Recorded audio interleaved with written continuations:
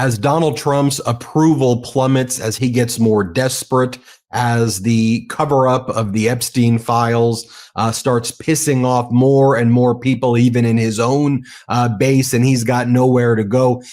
As we predicted, he gears up the retribution side of things. And so, he's made social media posts go after New York Attorney General Letitia James. He's made posts go after California Senator Schiff. He's made posts go after the former special counsel Jack Smith.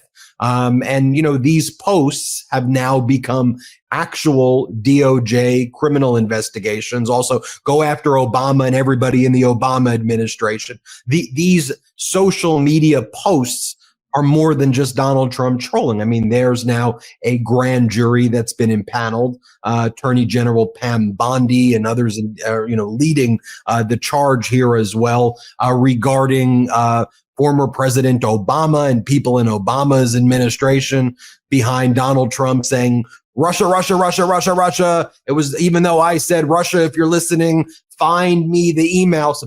By the way, even though Donald Trump is meeting in Alaska with Vladimir Putin next Friday, which he announced in our own freaking backyard in our own territory, Donald Trump saying, how dare they mention Russia and the Obama administration. And even though a bipartisan Senate commission found that Russia tried to interfere in the 2016 election. Let's talk about that. Well, there's a grand jury, an actual criminal case, an investigation is being opened by a grand jury.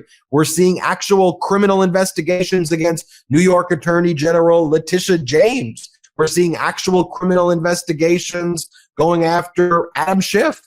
And Donald Trump has weaponized his entire government machinery as part of this retribution tour. And then meanwhile, who's he helping out? Convicted sex traffickers like Ghislaine Maxwell are being helped out. Who's he not listening to? The victims of Ghislaine Maxwell can't even get a freaking phone call or a meeting with anybody at Trump's DOJ. We heard from Annie Farmer, one of the victims, that the survivors of Epstein and Ghislaine can't get a call. Let's bring in Harry Litman, former top official at the Maine Justice over in Washington, D.C. back in the day, also former top federal prosecutor in the Western District of Pennsylvania. So Harry, the question is not whether there's going to be these criminal investigations. That's happening. I think the big question mark is, does this lead to efforts and attempts to actually indict these people? Are we going to see an indictment against these people as Trump puts his full force and weight behind going after his, perceived political enemies? What do you think? What do you make of all of this? Back in the day is right, Ben. I'm just at real pains to sort of absorb it and try to say, you mentioned in your lead-in about the kinds of political sloganeering, etc. This, to me, as a former DOJ guy, when they're actually taking the machinery of law enforcement and investigation and totally devoting it to rank politicized ends, it's as bad as it gets. So the last couple of weeks, I mean, it's funny, way back when he came out of the box, it was shock and awe for the government. Something's happening in DOJ and the shock and awe there. It already feels a little bit like old news, doesn't it? That Jack Smith is being investigated for totally spurious reasons, as you say, but just today. So we have, and I think, she has Bondi empowered the nastiest of the nasty within the Department of Justice. So remember Ed Martin Jr., who couldn't even get confirmed as DC U.S. attorney, who had skeletons in his closet, enough to have to fill a whole mansion, who had all kinds of complaints against him, who tried to force people in his office to do rank politicized things. He's the new guy in charge of supposed fraud investigations against Letitia James and Adam Schiff, two of Trump's antagonists. And man, oh man, if the notion is, well, shit, they would never actually do that, would they? whatever that is, I mean, including a treason investigation, which of course they don't even know what it is and it's punishable by death. I don't think there's a damn thing that we can rule out. I don't think Adam Schiff and Letitia James are ruling them out.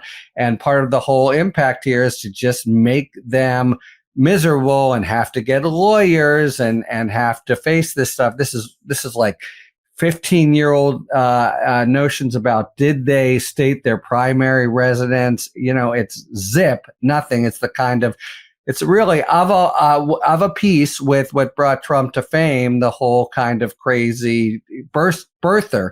But now that's become the official policy and investigative agenda of the Department of Justice. Likewise, Tulsi Gabbard says some ridiculous crap about the National Intelligence Assessment. All of a sudden, Pam Bondi said, "Oh, that sounds good," and she's given it to a U.S. attorney. We don't even know who it is, but we have to.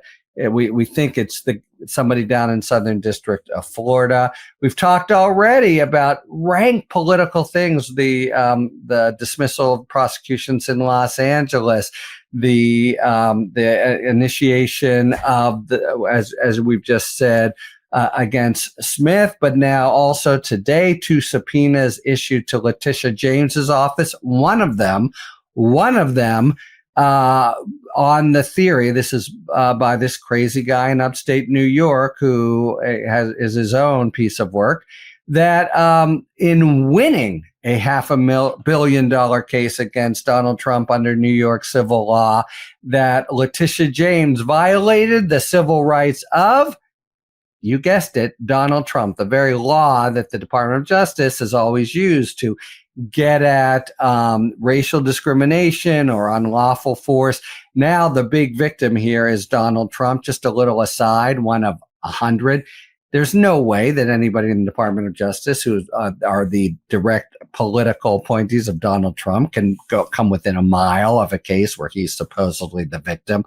But the whole thing is really, nightmarish. I'd gone farther than I even expected in my worst fears that it could have, but also the velocity of this, the sort of blizzard, as it were, Ben, of every single day brings a completely beyond the pale rank weaponization of the Department of Justice. They've just become this kind of satellite squad to do his political bidding. That you mentioned Epstein, that's what's happening there.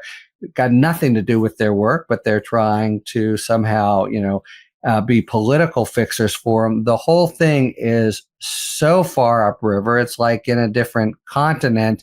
And I don't want to be over dramatic, only because I want people to understand that I'm not I'm not exaggerating. Ask any alum of the Department of Justice. They are just completely disgusted. This is the antithesis of what they should be doing.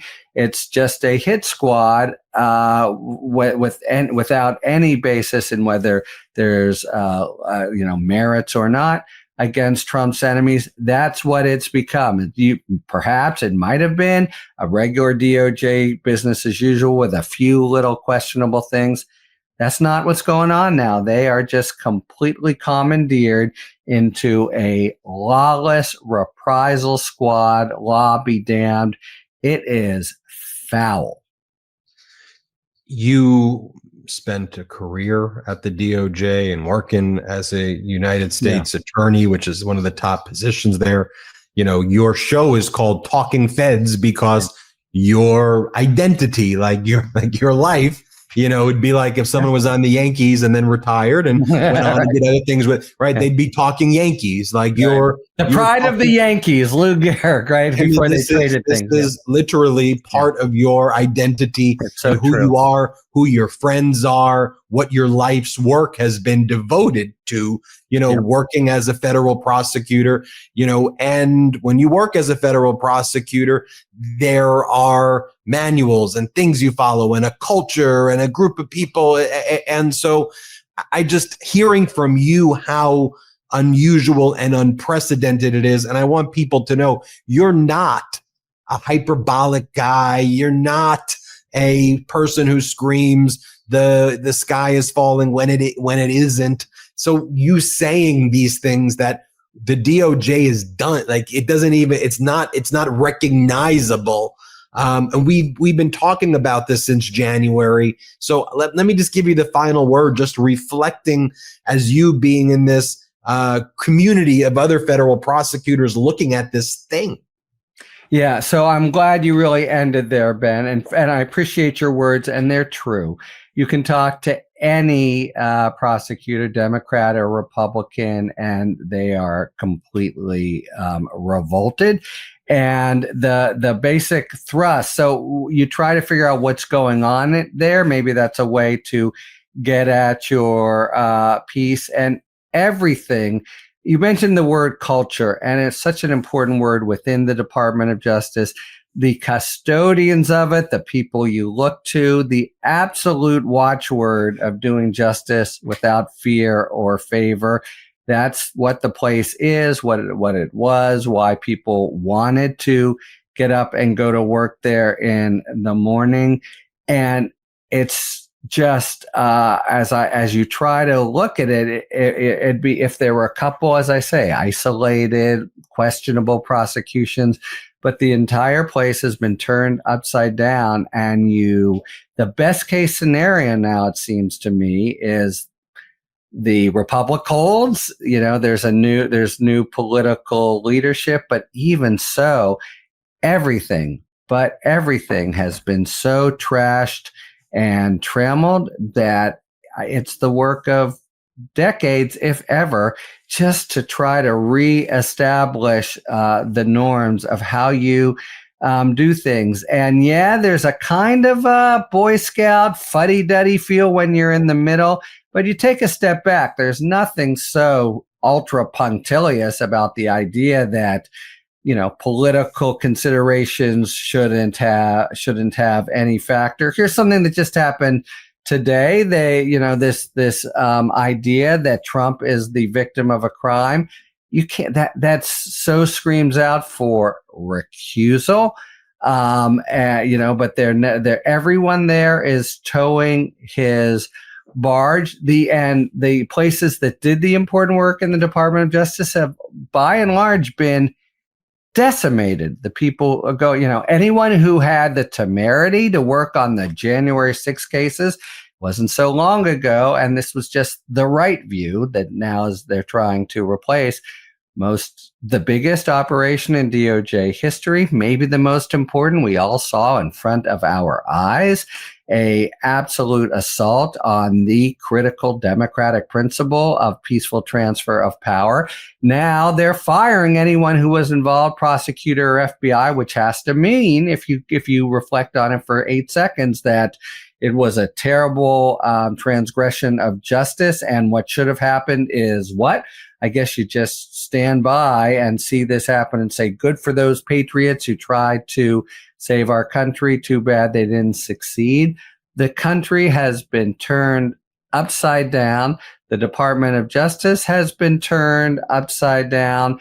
And moreover, kind of infused with a malevolence and a political viciousness that is now their raison d'etre, that the place is well beyond recognition, and just prosecutors of every stripe are absolutely revolted. I feel bad for anybody who is there now.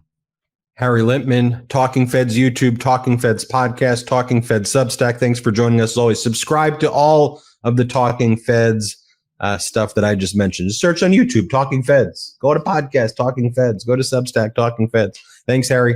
Thank you, Ben. Can't get enough Meidas? Check out the Meidas Plus Substack for ad-free articles, reports, podcasts, daily recaps from Ron Filipkowski, and more. Sign up for free now at MeidasPlus.com.